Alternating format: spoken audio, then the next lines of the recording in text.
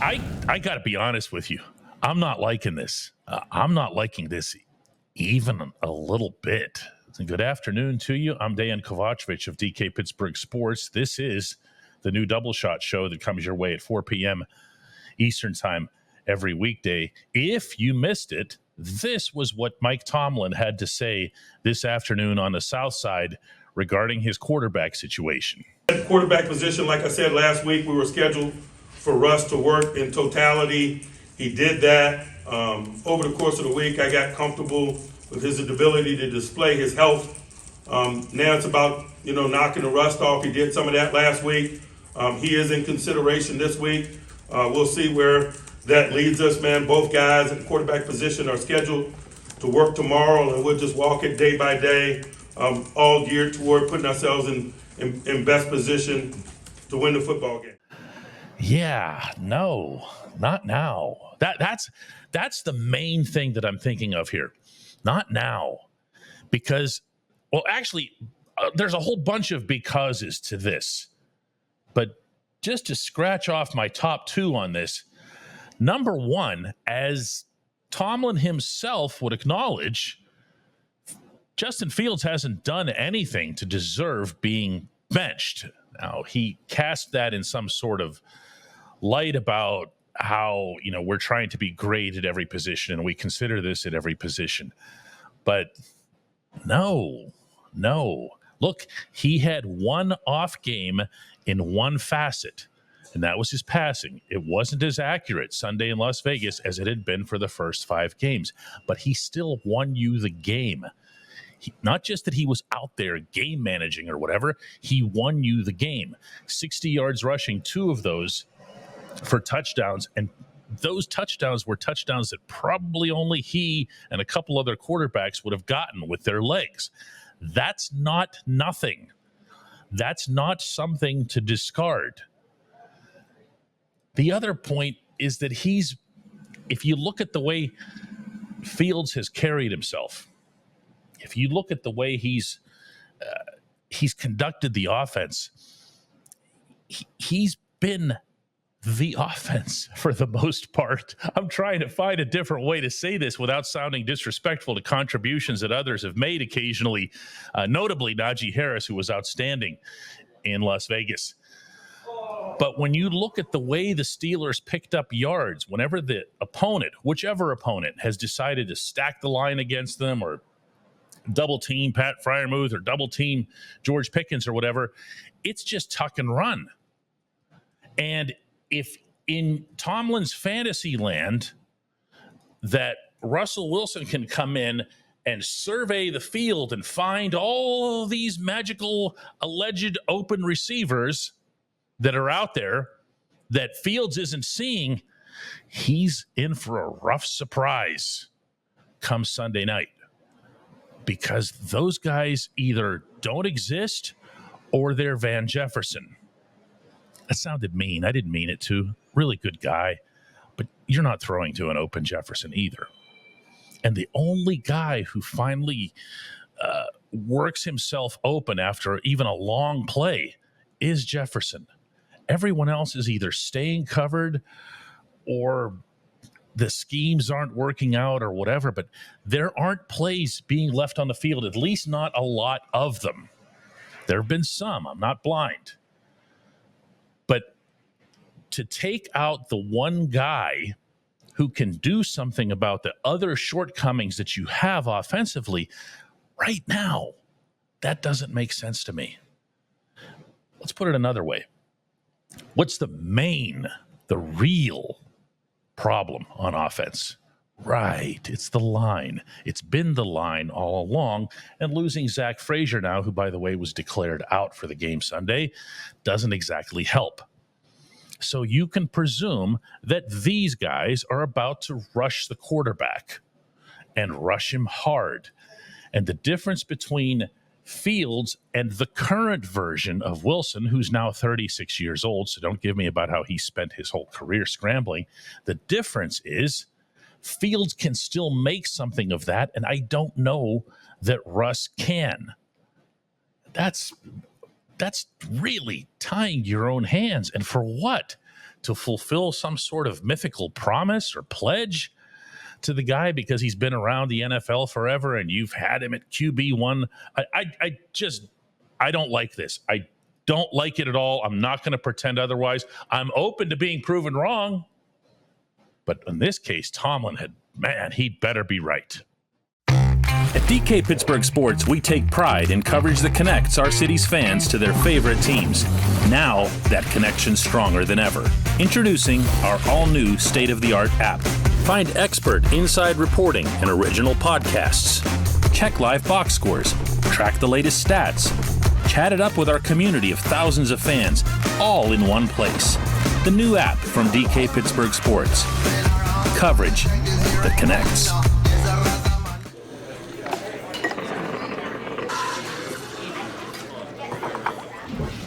Joined now by Chris Halleck, our beat writer at DK Pittsburgh Sports, covering the Steelers. Chris, when I look at this situation, as I mentioned in the past segment here, I see one real possibility for how the Steelers offense gets better with Russ, and that's that Russ just finds lots of people open who Justin Fields wasn't necessarily finding open. Am I missing something there? Is there more to it?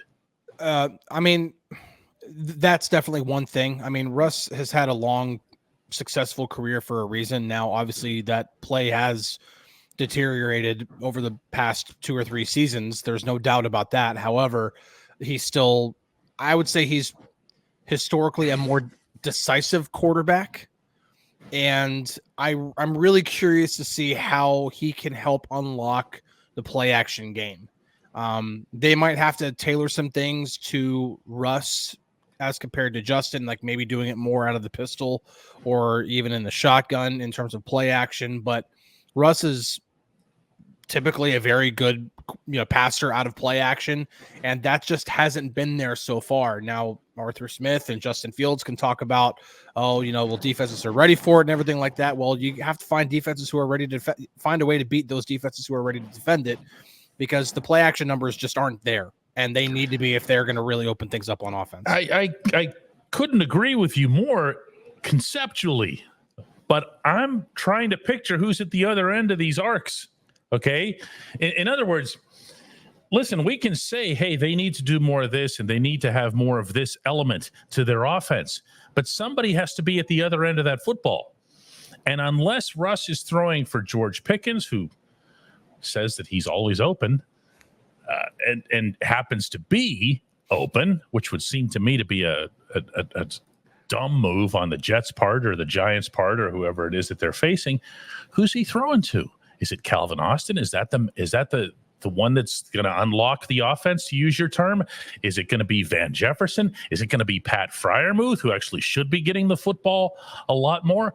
That's what I'm trying to figure out here, is what is the thing that Tomlin and or Arthur Smith here are envisioning as being what Russ can bring to whom? It's definitely they definitely have to get, to your point, they have to get Pat Freiermuth more involved. They have to find fair. It. Because if this team isn't going to acquire a second wide receiver, or a WR2 is the term we've been using for months now, which don't rule that out. I mean, it's 3 weeks until the trade deadline. I understand trades are flying right now, but they're still one of them crossed one of those guys off the list today. Yeah. So and then honestly, the Bills getting Amari Cooper from the Browns kind of takes the Bills out of the running for any potential receivers too. So that might end up helping the Steelers down the road. But if let's just say hypothetically, the Steelers don't find a trade that's worth making, which I would disagree with, but again, let's just go down this road hypothetically. You have to find a way to get Pat Freiermuth more involved. You have to find a way to create plays that plays to Calvin Austin's strengths. I will say that Calvin Austin has been getting open more than he's being given credit for. His separation data isn't all that great, but sometimes when I look on film, like, there are play action passes in which he is getting open downfield, and Justin hasn't been making that throw. even looking in that direction. So again, it's just one of those situations where is Russ going to be the guy to do that? Is he going to be able to make those type of throws and be able to stretch the field at a play action? Yeah, we can talk about Cal getting open, and I wouldn't disagree with you. But as soon as I say that, and now I can guess that you're right now thinking of the same play I am, because it was down there in front of us in Las Vegas, just a little bit off to the right of us, when Cal's a little bit open and Justin puts a ball there that if Cal happens to be, a few inches taller, probably turns into 6. But Cal isn't a few inches taller. So there are different degrees to which he needs to be open than someone who's a lot longer than he is. And that's why I keep coming back to the targets. And then from there, go back to the line of scrimmage and ask yourself, how many times? I mean, we could do this on film. We could look at the number of times that Justin got away from a heavy rush. I mean, meaning just a completely blown blocking scheme. Think about the one in particular that Broderick Jones just kind of stood there. You know which one I'm talking about. I don't remember who it was that ran past him, but it was just like he just stood there like he forgot where he was. Yeah. Dude goes right past him, goes to Justin. Justin doesn't even think twice. That was not a designed run. No. Just says, here I go. And he just bursts up the middle. That's a 5-yard loss minimum. If that's Russ, maybe the ball comes loose. Who knows? But you're now taking that element out of your offense. Yeah. To me, what feels like the worst possible time to do that. That is the other end of this. Like, the part of me that's intrigued about Russ playing is, can they actually unlock play action with Russ back there? But to your point, the downside to this is this offensive line is banged up, man. Yeah. This offensive line is not healthy. It's damaged.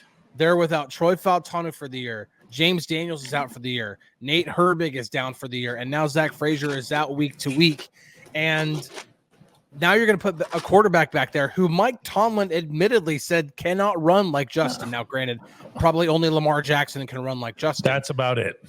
But still, like, you have a guy who can escape and create on his own with his legs, like only one other guy in the league who just so happens to be a 2-time MVP. Like, that is a valuable off the field. Yeah. That's the thing that gets me. It's probably the subtraction component more than it is the addition. I'm picturing, when the Steelers got inside the 10, for example, and I understand they weren't good. I'm not sitting here pretending otherwise. Okay. They weren't good in Las Vegas at all, the offense. But when you're inside the 10 or whatever it is, whether that's via turnover or blocked punt or what have you, and you saw, all right, they handed it off to Najee Harris, didn't go anywhere. What are you going to do now? Well, we all knew what they were going to do. The Raiders knew what they were going to do. They couldn't stop it. Why? Because they couldn't catch him. Yeah. Yeah, and Russ can't run like that. No. I mean, like I think even in his heyday, he doesn't beat them to the edge like that. Nope. No. Now he's still probably a little bit mobile, but not anything like he used to be. He could probably still get outside the pocket and make throws, but if you're expecting Russell Wilson to rack up 50+ yards rushing in a game, not going to happen. Well, I'll throw this at you too, since you mentioned going outside the pocket. Yeah. How many times have we seen, whether it was in training camp, preseason, even the practices and so forth, that Russ has to leave the pocket for a lot of his plays. Why? Can't see over the line of scrimmage. That's not anything new. That's been the case whenever he was MVP. All right. So Russ now takes a snap, rolls out of the pocket to the left side. And all I'm picturing here, this is not fair, but I'm going to throw it out there anyway, is Kenny Pickett doing that. And this line not being able to block for it. Dan Moore not being able to block for it. Isaac Seumalo not being able to block for it. And I don't know, man. I don't know. I can't make this any clearer today, Chris. I just don't like this. I really don't. Yeah, I'm trying to remain a little bit more. I see that. I'm trying. I appreciate it. I'm trying because like I said, I think Justin has played far better than anybody's expectations so far, and they are 4-2, and Justin's play has absolutely played a role in that. he's not the sole reason for it, but he's definitely played a role in the offense doing what it's done to this point. As discouraged as people may be, the offensive numbers are better than they were at this point last year when they were also 4-2. Yep. And by the way, they have the second best point differential on the AFC, less than Buffalo by 1 point. I mean, they are obviously defense is part of that too, but at the same time, there is another ceiling to this offense. And I'm not saying that putting Russ in is the magic piece to that. I'm not saying that whatsoever. I definitely have my reservations, and him getting absolutely obliterated because the offensive line can't protect him is one of them. But if he can help unlock play action, that could be, I'm not going to say the dam's going to break or anything like that, but that could be something that really kind of helps this offense take it to the next level. Oh, man, they'd better have 88 scripted for a lot of those. That's all I have to say on that one. I mean, I just don't see another way. When we come back, J1Q.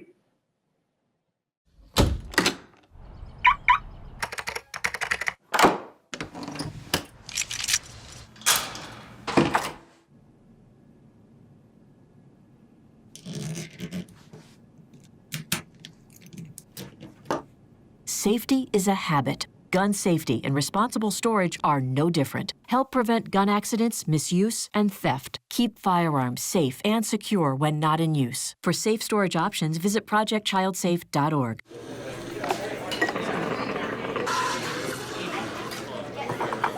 Time now for today's J1Q, and that comes all the way from the United Kingdom.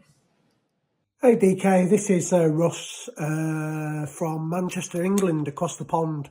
I just got a question for you. Now that Russ is back and fully healthy, do you think that him being on the sidelines is going to affect Justin negatively in any way? Obviously, he's got the pressure of a fully fit Russ right behind him, waiting to step in. I mean, obviously, the first 6 games he had no pressure really, so he could play pretty much his own game. But now that Russ is behind him, do you think that's going to affect him in any way? Thanks. You know, Russ, as you can tell from the rest of this episode, I'm not into this. I'm not into this decision at this specific juncture of the season. I'm just not. But I'm not going to say, gee, Justin shouldn't have anybody either looking over his shoulder or taking first team reps from him or anything, because that was known. That part was known. And in fact, it's a big part of what's impressed me the most, really, when I think about what Fields has done in his time as a Steeler. If you go back to the beginning of, OTAs and mini camp and training camp and preseason games, and now these first 6 games, he has, in a way, had Russ over his figurative shoulder the entire time, because at no point did Mike Tomlin say, Justin Fields is our guy. He's QB1. He's the guy we want leading us forward for the rest of this season, maybe even for the foreseeable future. He never did that. And as if to accentuate that, and it's funny because people like me get poked at for paying too much attention to depth charts. Wilson never left. Wilson's been QB1 the entire time on the team's official depth chart. So that's never not been there, at the risk of throwing a double negative at you all the way over there. I like the way Justin's responded. I like the way he's led this team. I really like the way the team has rallied around him. I have a hard time, even now, doing this program today, to believe that that's just going to get crumpled up into a ball and thrown into the corner. But that's where it is right now. And look, if he could handle this much to this point, meaning Fields, of exactly what you're describing, my guess is he's going to be able to handle more of it moving forward. He did.